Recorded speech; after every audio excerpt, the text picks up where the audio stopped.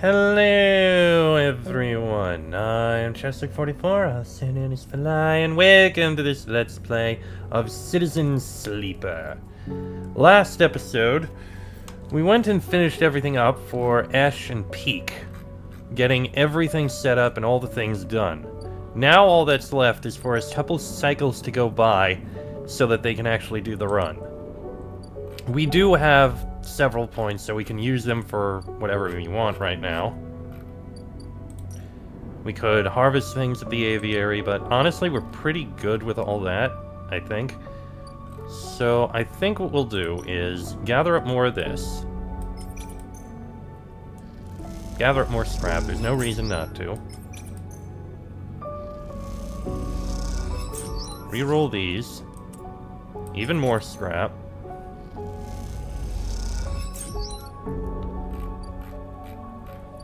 Then we'll put one of these into the Haifa commune. Then, is there somewhere I can make a little bit of money? Working the stacks. Yeah, that'll work.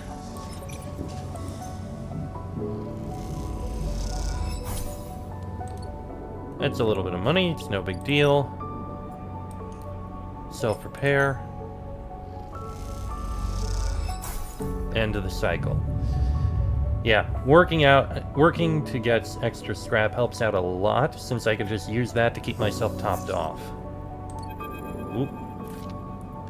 Sleeper. Peak is waiting for you when you leave, but they look different. Pale, drawn out. You need to come up to the Briar, now. They don't meet your eye. What's happened? Not here. Come to the ship. We'll be waiting. Don't take long. And with that, they disappear around the corner, leaving you anxious and confused. This is probably relating to what we just saw. As you walk into the Climbing Briar's cavernous bay, now filled with crates and containers, Esh is waiting for you. In front of her, sliced open with its inside scattered across the top of a heavy-duty crate, is an object you recognize. Helena's drone. You freeze. Come in, quick. Peak nudges you into the bay, looking behind you before sealing the entryway. We have to start being careful. You move closer to the container, your eyes on the drone splayed out in pieces, some parts of it hooked up to a slate that Peak picks up and begins tapping away at. Esh looks up from the dissection. We caught it buzzing around nearby, heading for the ship. She leans over and taps the HA sigil on one of the removed pieces of plating. It's a Havenage spy. We think we got it before it sent data back, but we can't be sure. Peak looks at you nervously. Have you noticed anyone watching you? Any drones like this? Anyone following you up to the Briar? I've seen this drone. Following you? I met its owner. Esh pauses for a while, Peak looking between the two of you. Explain, Sleeper, Esh says quietly. Oh, wrong voice. Tell them about Helene. You explain that you met with Helene at the cordon, and you tell Esh and Peak about what she told you. That the Havenage Council are debating lifting the quarantine, but they're blocked by the hardliners. You speak faster and faster, but before you can finish, Esh walks away in anger, and then comes back again, her eyes burning. What is this, Sleeper? Have you understood nothing from what we've told you? She paces in front of you. Havenage are not your friends. They are administrators, which means they are interested only in their own power, their own survival, their own causes. They divide people as easily as sorting livestock. The greater good of their work demands it, the wider project of the station, the colony, the nation. Her eyes are wide as she speaks, her anger barely contained. I didn't have a choice. Peak cuts in. Listen to them, please, Esh. They are with us. Peak glances between you two. What was the Sleeper supposed to do? They were ambushed by this Helene. I only listened. Let me tell you something, Sleeper, Esh says, her rage hardening into pain. When people become administrators, they give up something. Some part of being human, being an equal among others, goes away. They start talking about the greater good, the systems, the ways in which their hands are tied or their processes compromised. My mother was the administrator of Hawthorne, and I have seen what it did to her. That noble, higher calling. It is toxic. People should never have the chance to decide the fate of others. And those that do so at a cost to their own humanity. Peak tries to cut in, but Esh holds up a hand. Don't start, Peak. Don't ask me to be reasonable or calm down. Thousands of people are desperate out there. Being reasonable will only prolong their suffering. You are right. Esh doesn't move for a moment, then she lifts a hand to rub her temples. She goes to say something, then stops. She walks back into the bay and starts checking the straps on the crates. I will make the run. She yanks on a strap. No more distractions. Sleeper. Peak looks torn. You have to understand, this is personal for Esh. Helene warned me. Warned you what, Sleeper? Getting caught will be bad. You think we don't know that? Peak looks tired. You glance around the Bay of the Briar, the walls seeming closer every second. This whole thing is closing in on you, and the question is, where do you want to be when it all collapses? You look at Peak. And what do you think, Sleeper? Peak rubs their forehead. Should we do this thing or not? Yes. Okay then. Onward. They slip away to help Esh, leaving you alone to replay the conversation in your head. A certain kind of grim determination settling in the room. Last chance to prepare. Once again, I intend to gather up as much scrap as I can to keep myself topped off and repaired.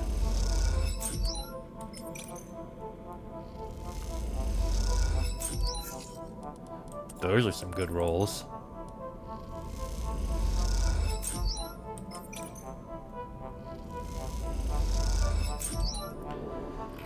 And once again, same thing. Work assignment.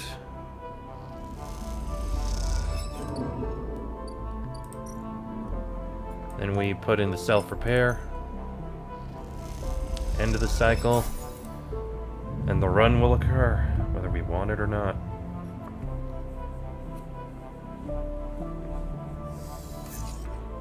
Those are good rolls, holy crap. Whatever we're doing next, that's gonna be good. Oh. So there is one more run, one more turn. Alright, you know what? Once again, I'm going to gather up as much scrap as I can. I have so much money, I am not worried on that end.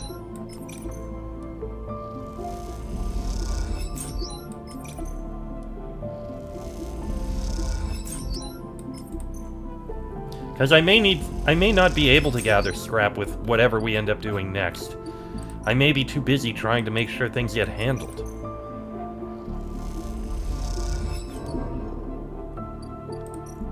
Alright, use up this. And end of the cycle. Time to see the run.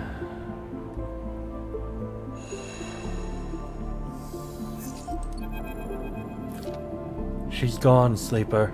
Peak is breathless and shaking. She started the run without us. Esh? Peak looks confused. Who else? Let's go. If we head to the cordon now... Peak starts back up the corridor. They turn back. She has to make it, Sleeper. She has to. A shiver runs down your spine. Esh, I hope you know what you're doing. Once again, really good rolls. You arrive, frantic and anxious, at the cordon.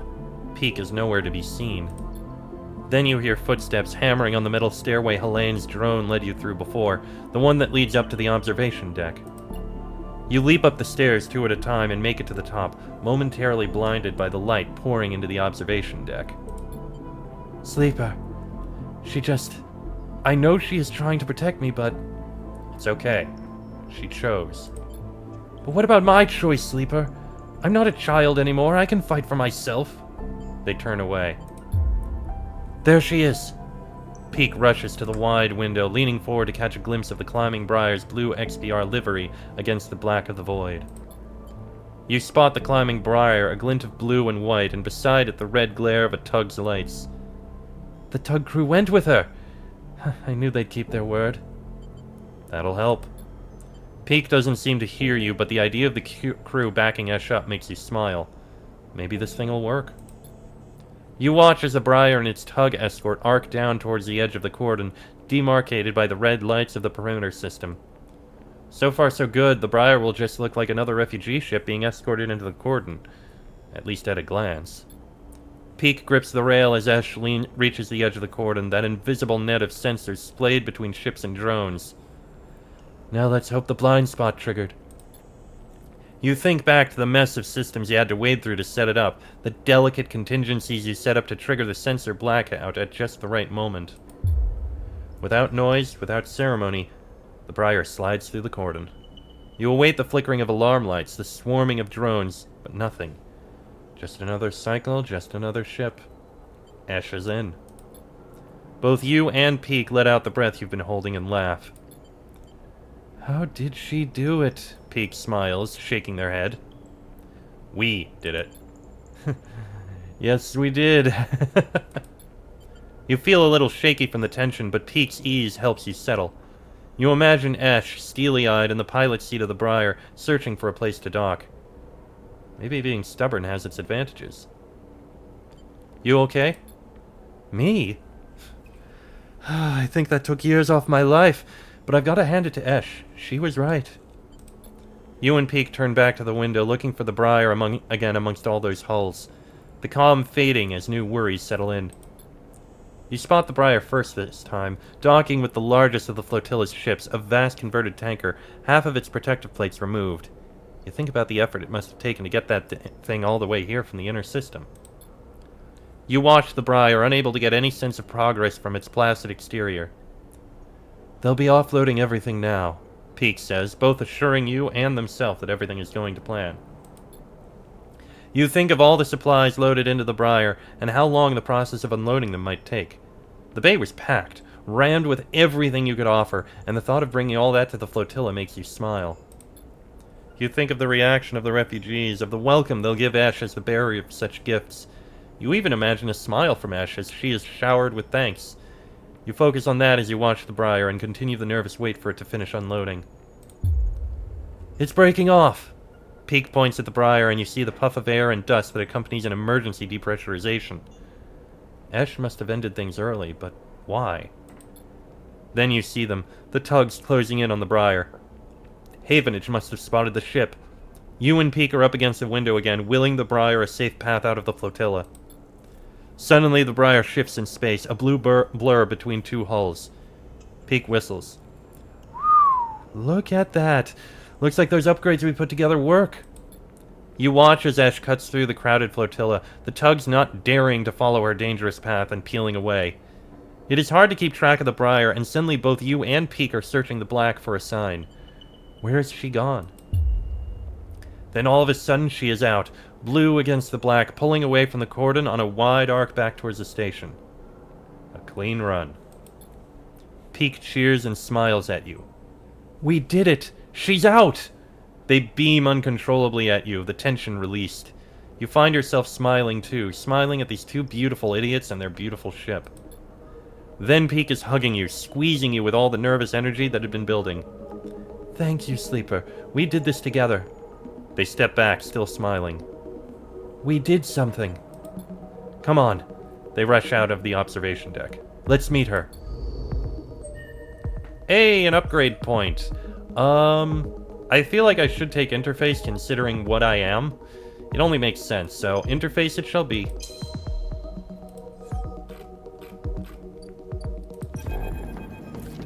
You and Peak rush into the Briar, finding yourselves in the now empty bay. The change is a reminder of what you achieved, and looking around you feel all the more satisfied. A hiss sounds at the far end of the bay and Esh enters, looking exhausted. Peak runs up to embrace her, but she sits down on the bay floor before they reach her. You did it. Esh, you were incredible. She smiles a small smile at this, laying her head on Peak's shoulder. You suddenly feel like you're intruding, seeing the two of them like this, quiet and content. Sleeper, come on over. You cross the bay and sit beside them on the hard metal floor.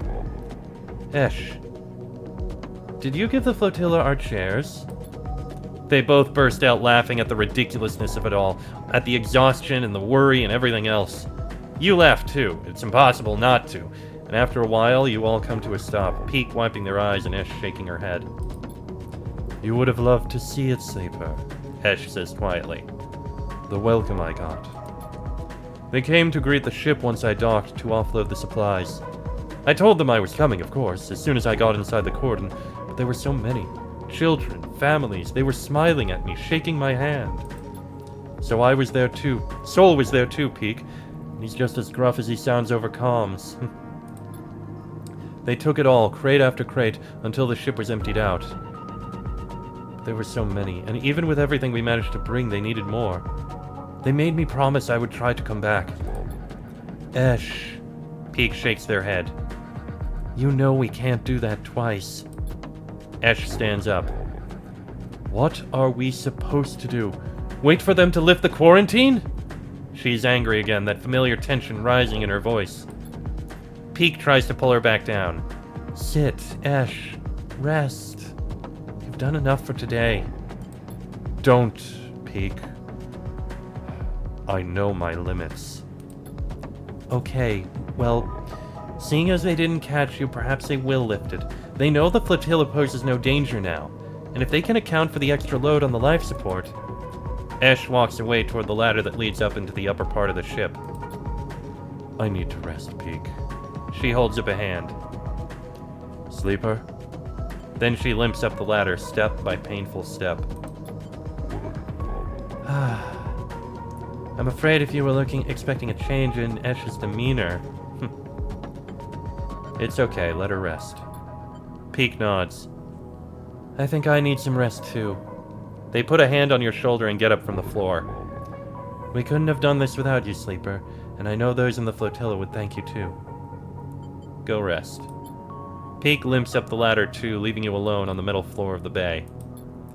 Your thoughts drift to all those people on the flotilla, sleeping and sitting on metal floors like this. Children, families, playing in cargo bays and repurposed fuel tanks. You know their story isn't over yet, and you look forward to meeting them. The quarantine will lift. You feel more sure of this fact every moment, even though you aren't sure why. You lie back on the metal and stare at the ceiling. What was it Fang told you, Erlen said? The eye opens for us all? Maybe the guy was right. A home for the lost. You like the idea of that. Maybe in time you can help make that a reality. Something is bothering you. A sliver of a thought like a splinter you can't extract. Why are thousands of refugees coming here now? People don't abandon their homes for nothing. What wave is rushing through the system and when will it reach the eye? You shudder on the cold metal floor and get up. Something is coming, you can feel it. This isn't over. Oh, the cordon. The first part of the flotilla's story is complete. Episode Refuge begins when the cycle clock below is filled. Okay, so we have 3 cycles for that to be filled. Which means I'm just going to let 3 cycles run by, and to do that, I suppose I can gather up things here. It's no big deal. I mean, why not gather up more mushrooms?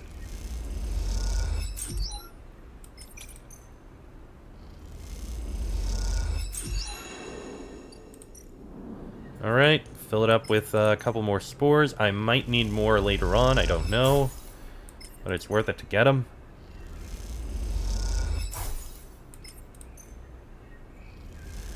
I wonder if I'm going to end up needing a ship mind as well. I mean, it's possible.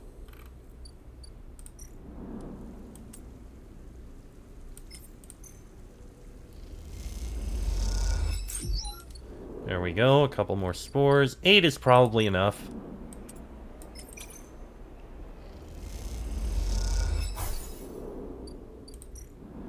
Okay, put in one of these to repair.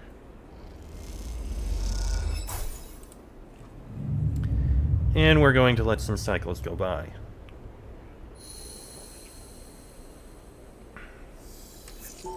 Ugh, ones. Ones are bad.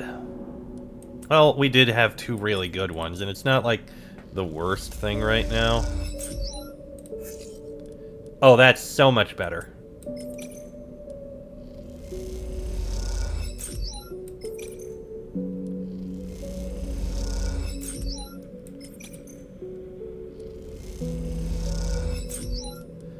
I'm fine using up all of this.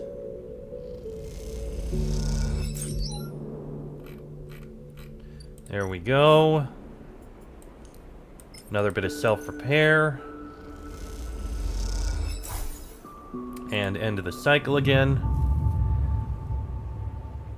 I can spend some money in order to get a boost on energy.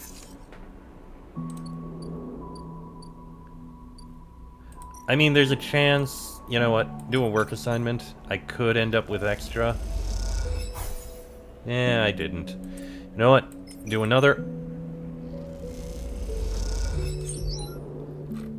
Full up, and we'll use these for gathering more scrap.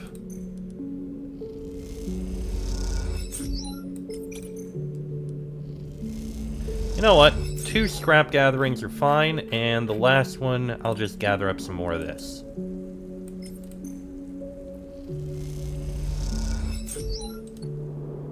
Seems fine by me. Given a repair.